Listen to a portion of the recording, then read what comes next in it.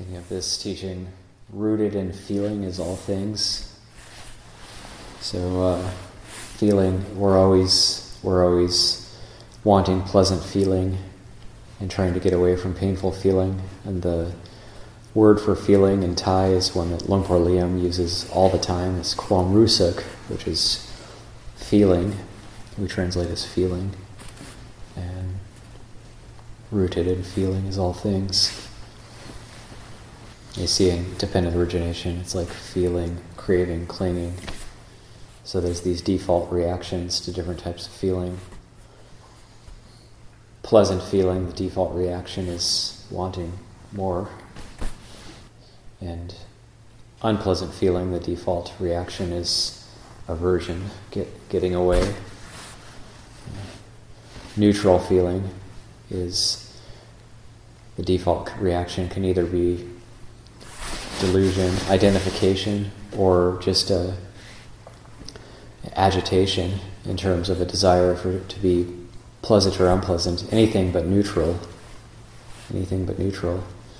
So it's like that case of people who injure and cut themselves just to feel something, just so it's not neutral, just because the banal mediocrity of our lives, just something. So but then with mindfulness, it really changes things. So when there's clear comprehension and sampajanya, sati sampajanya, then everything gets better. That the neutral feeling will tend toward the pleasant. So when we're patient and we're able to just abide or be with ourselves and not having to do anything in particular, not having to seek anything in particular, that's really the practice. And Kanti Barami is that ability to be with the unpleasant feeling. And also there's the Chittanupassana, the mindfulness of the mind, where we make an honest assessment of how things are going in the mind. And so, say, if there's anger that arises in the mind, the Buddha says he knows an angry mind is angry. A mind with anger is a mind with anger. A mind without anger is a mind without anger.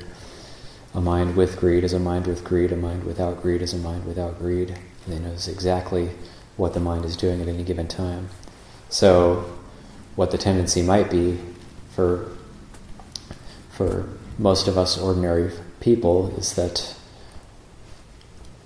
there's anger in the mind and we think, I'm not angry, so denial.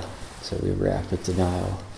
Or there's greed in the mind. I'm not a greedy person. I'm a meditator. I'm a Buddhist. I don't have desire. I'm not greedy. But then there is greed in the mind. So then the Buddha said that's called not seeing the Dhamma. So and then how is the Dhamma apparent here and now? The Dhamma is apparent here and now by seeing an angry mind as angry, a not angry mind as not angry. So seeing the Dhamma means seeing just the way things are here and now. Once we make that honest assessment of things, then we can look to what's the cause of these things, how is it arising, what nourishes anger and what nourishes non-anger.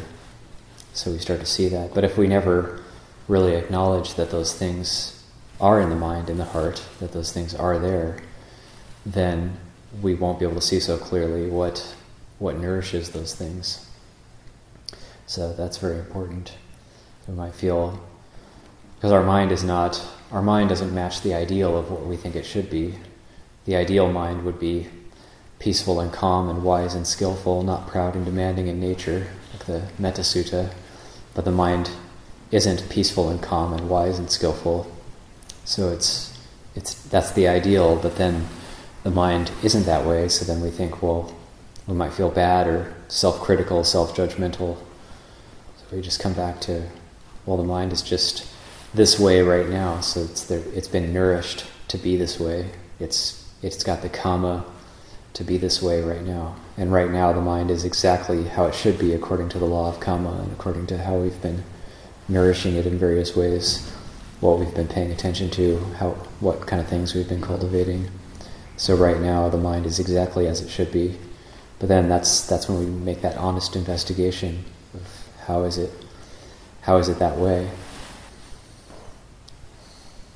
So this also comes from mindfulness of feeling, watching feelings as we go about our day, about the work period, mealtime, afternoon, looking at the various feelings that arise, seeing that process of how the mind wants to default, unpleasant feeling, get me away, push it away, get away from this. Awkward situations, awkward social situations, that's classed as unpleasant feelings, as get me away from this, get me out of here, and wanting to get away. That's also vibhava tanha, and the pleasant feeling, like, oh yes, pleasant meditation, pleasant feeling, give me more of that, I want more of that. And then the drawback of that is the clinging actually is what causes the suffering. So can we have pleasant feeling, can we have a pleasant meditation without actually clinging to it, or we just allow it to arise as a natural process and then it passes away on its own, but there's no clinging? Can we actually do that?